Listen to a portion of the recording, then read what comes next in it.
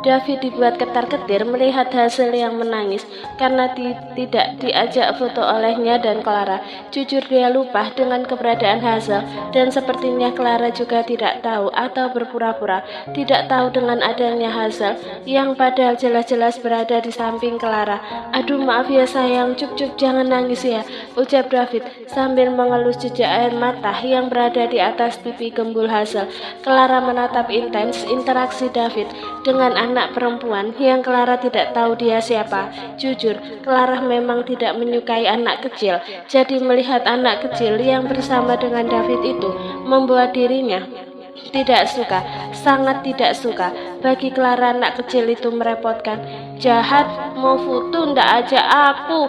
David membawa Hazel pada pelukannya, lalu mulai mengusap-usap kepala Hazel dengan sayang dan mengucuk surai lembut milik Hazel. David benar-benar merasa bersalah kepada Hazel setelah mendengar tangisan lirih Hazel. Dia tidak tahu Hazel akan menangis sampai seperti ini. David terluka mendengarnya. David kini sudah tidak memperdulikan Clara yang masih berada di tempatnya. Fokusnya kini hanya pada Hazel yang masih terisak-isak. Beberapa menit kemudian Hazel mulai tenang dan ternyata Hazel tertidur dalam pelukan David. David tersenyum tipis lalu mengecup dahi Hazel dan memperbaiki posisi tidur Hazel agar nyaman di pelukannya. Anak kamu mas? Tanya Clara. David mengangkat pandangannya untuk melihat ke arah Clara dan menggelengkan kepalanya. Bukan, dia anak Gendra. Clara menganggukkan kepalanya. Dia memang pernah bertemu dengan Gendra di acara kantor, tapi dia belum tahu wajah anaknya yang ternyata kini ada di hadapannya dan sedang berada di dalam pelukan lelaki yang Clara sukai. Iya, Clara menyukai David. Bagi Clara, David adalah lelaki yang sangat cocok bersanding dengannya. David pun tampan dan pintar, sangat memenuhi kriteria lelaki yang Clara sukai. Oh iya, kok ada sama kamu mas? Pak Gendranya ikut ke sini? Enggak, dia di Indonesia, istrinya sedang lahiran. Jadi anaknya yang ini saya bawa liburan ke sini. Lagi-lagi Clara menganggukkan kepalanya sambil tersenyum manis. Kamu sendiri ada keperluan apa di sini? Tanya David. Tidak ada, aku hanya berlibur di sini dengan teman-temanku. Jawab Clara. Oh begitu, apakah ada yang ingin ditanyakan kembali? Tanya David. Sejujurnya David tertarik dengan wanita di hadapannya. Ya, hanya sekedar tertariklah, tidak lebih. Kenapa dia mesti liburan sama kamu? Maksudku kok kamu mau membawa anak kecil itu berlibur dengan kamu? Tanya Clara lagi. David mengerutkan keningnya, bingung mengapa Clara berbicara demikian. Bukankah itu sangat tidak sopan bagi David? Nada bicara Clara pun terkesan seperti menjengkelkan menurut David. Mengapa bertanya seperti itu? Apakah kamu tidak diajari sopan santun? Tanya David. Bukan mas, bukan seperti itu. Maksudnya bukankah biasanya lelaki sangat ogah membawa anak kecil kemanapun dia pergi? Anak kecil itu merepotkan dan tidak bisa diatur mas.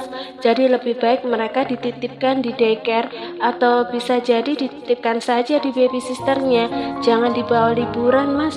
Mas juga pasti kesulitan kan saat ini, apalagi membawa anak kecil yang orang tuanya bahkan bersenang-senang tanpa kehadiran anaknya, dan mas di sini malah kewalahan menjaga anak kecil.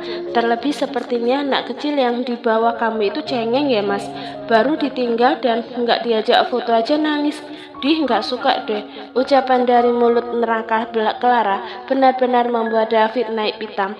Dia menarik kata-katanya yang berbicara bahwa Clara menarik. Sekarang bagi David, Clara adalah wanita terkutuk yang dengan mulut nerakanya berbicara kata-kata yang tak sepantasnya dikeluarkan dari mulut seorang wanita yang nantinya akan menjadi seorang ibu juga kan, Nona Clara. Anak kecil ini punya nama, namanya Hazel, dan aku tidak paham betul siapa kamu. Kamu adalah wanita yang tiba-tiba datang dan mengganggu makan siangku dengan anakku. Hazel memang bukan anak kandungku dan dia adalah anak sahabatku, tapi aku sangat tersinggung dengan apa yang mulut kamu katakan, Nona Clara. Kamu cantik dan sepertinya berpendidikan. Tapi sayangnya mulut kamu itu tidak turut kamu sekolahkan. Yang pertama, aku bukan lelaki di luaran sana yang kamu maksud untuk ogah membawa anaknya jalan-jalan. Meski ini bukan anakku, tapi aku melakukannya karena aku mau dan aku yang mengajaknya. Stop berbicara seperti itu jika tidak tahu faktanya. Kedua, anak kecil ini tidak merepotkan dan tidak susah diatur, Nona. Jika mereka diberi pengertian dan diberitahu dengan cara yang lembut, mereka akan menurut dengan apa yang aku khususnya katakan. Ya wajar saja jika di matamu semua anak kecil seperti itu. Mulut kamu aja seperti ini, bibir dipoles lipstik berwarna merah, tapi mulut bau sampah. Yang ketiga dan terakhir, stop berbicara dan silahkan pergi dari sini. Adanya kamu di sini mampu membuat emosiku memuncak. Kamu wanita dan nanti akan jadi seorang ibu, kan? Rasanya tidak pantas jika wanita sepertimu berbicara seperti itu. Sangat disayangkan. Jelas, David. Saya tidak akan jadi seorang ibu, Mas. Saya tidak ingin memiliki anak-anak merepotkan. Lalu, apa hubungannya dengan saya? Itu bukan urusan saya. Mau kamu punya anak kek atau enggak kek, itu urusan kamu. Dan lebih baik seperti yang saya katakan tadi, silakan pergi dan jangan pernah kembali menampakkan wajah kamu di hadapan saya. Saya tidak ada maksud seperti itu, Mas David. Saya hanya mengutarakan apa yang saya ingin bicarakan mengenai anak-anak. Saya juga di sini ingin melindungi Anda dari anak kecil yang ada di dalam dekapan Anda supaya Anda tidak kesulitan. David berdecak kembali mendengar apa yang dikatakan oleh Clara, berbelit-belit dan susah untuk dipahami. Semoga harinya Senin terus. Tanpa diketahui, David dan Clara, Hazel tidak tertidur. Dia hanya menutup matanya dan mendengarkan apa yang dikatakan oleh dua orang dewasa yang berada di sekitarnya itu. Sebelum kamu datang, saya sudah berada di sini 5 hari dengannya, dan saya masih bisa bernafas dengan lega, dan saya masih bisa mengurus Hazel dengan baik tanpa kesulitan sedikit pun. Dan tiba-tiba kamu datang seperti itu kepada saya dan berbicara hal yang membuat saya marah. Kamu waras, Mas. Aku diam. Aku tidak perlu omongan dari mulut busukmu. Silahkan pulang dan aku tidak ingin melihatmu lagi. Tapi pulang, Jir. Nggak bisa bahasa Indonesia ya? Iya, ontu jelek puang, bau badannya. Hazel udah bangun, sayang? Tanya David. Jangan dulu ngomong, Om. Ontinya suruh pulang dulu. Mulutnya melah, jelek kayak pengisap dalah. Onti bau Anak Gendra emang the best. Alina tersenyum kecil ketika si kembar 3 yang tak lain adalah sepupu dari Gendra telah datang bersama dengan oma dan opanya. Gendra, mereka datang sejak 1 jam yang lalu dan kini si kembar 3 alias Alec, Andre, dan Adrian sedang bermain dengan Leanne dan Kenan. Jika ada yang bertanya di sini, siapakah yang kakaknya? Jawabannya adalah Kenan. Leanne lahir 2 menit lebih lama dari Kenan dan jadilah Kenan yang menjadi kakak di sini. Namun Alina dan Gendra memutuskan untuk memanggil 3 anak mereka dengan sebutan yang mudah diingat. Jika Hazel mereka sebut kakak, Kenan disebut abang, dan Leanne disebut adik. Jangan lupa ya, ini sumpah Kenan anteng banget, nggak kayak Leanne yang rusuh, ucap Alec yang sedang memangku Kenan. Leanne dan Kenan memang berbeda. Bahkan Alina dan Gendra seperti sudah mengetahui sifat Kenan dan Leanne nanti. Meski itu hanya tebakan mereka saja, Kenan adalah anak yang cenderung pendiam dan tidak terlalu rewel. Bahkan ketika meminta susu pun, Kenan akan menangis 1 tarikan nafas saja. Setelah melihat mamanya, tangisnya reda. Berbeda dengan Leanne yang suara tangisnya begitu nyaring. Tidur pun seringkali masih menangis dan tidak mau diam. Bahkan, Leon pernah menjilat hidung abangnya ketika mereka didekatkan. Memang dasar anak Gendra, ya sifat mereka tidak jauh beda dari kedua orang tuanya. Kenan mengikuti sifat Gendra dan Leon yang mengikuti sifat Alina. Adil bukan? Sama kayak kalian, ada yang pendiam dan ada yang rusuh, persis banget, celetuk Oma Muti yang tak lain adalah nenek dari Gendra. Genda terkikeh kecil, dalam hatinya dia bersyukur karena Oma dan opanya masih diberi umur panjang hingga masih bisa melihat cicitnya sampai sekarang, dan alhamdulillahnya mereka masih sehat dan tidak sakit-sakitan di umur senjanya. Iya emang Oma, kayaknya semua twins bakal kayak gitu deh, ucap Andre. Iya, ikatan batin kayaknya. Oh iya, Hazel mana? Tanya Opa Hari. Apakah dia di rumah Robert? Lanjut Opa Hari. Iya, masih ingat Papa Robert. Dia adalah ayah dari Aluna jika kalian lupa. Enggak Opa, dia lagi liburan sama David di Skotlandia. Sekarang mereka lagi dalam perjalanan pulang ke Indonesia, ucap Alina. Loh, jauh sekali liburannya. Mana cuman berdua dengan sahabat kamu itu? Memangnya dia bisa jaga Hazel? Kata Oma Muti. Alina dan Gendra saling berpandangan lalu terkekeh kecil. Iya Oma, Hazel yang mau. Tapi alhamdulillah sejauh ini katanya Hazel antang-antang aja. Jadinya aku lega nitipin Hazel sama David. Dia udah gede katanya. Kata-katanya juga udah kayak orang yang paham segalanya aja Hazel tuh, jawab Gendra.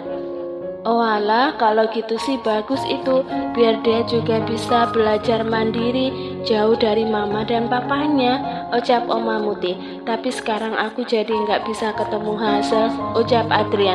Ya bisalah, kalian nginep aja di sini, ucap Gendra. Hazel nyampe bandara tar malam, lanjut Gendra. Tapi nanti Oma sama Opa siapa yang antar pulang? Alex berkata sambil memegang kaki dari Kenan. Gampang itu, nanti Oma sama Opa pulang pakai sopir Gendra aja. Loh, nginep aja Oma di sini sama Opa. Oma Muti tersenyum mendengar apa yang dikatakan oleh Alina, istri dari cucunya. Menurutnya Oma Muti, meski Alina adalah istri kedua dari Gendra, Alina lebih unggul dari segalanya ketimbang mendiang istri pertama Gendra. Bukan maksud membandingkan, hanya saja kacamata orang tua kan memang berbeda. Endaklah, rumah siapa yang jagain? Nanti kita kesini lagi aja. Sekalian kalian mau akikoh kan? Kapan akikohnya? Tanya Omah Muti. Memang, Gendra dan Alina sudah berencana untuk mengadakan syukuran akikoh untuk kedua anak lalakinya. Namun, semuanya harus ditunda terlebih dahulu. Lagi-lagi karena menunggu kedatangan si bocil Hazel. Pokoknya, Hazel harus ikut serta dalam acara ini. Kayaknya minggu depan Oma, persiapannya masih 70%, jawab Gendra.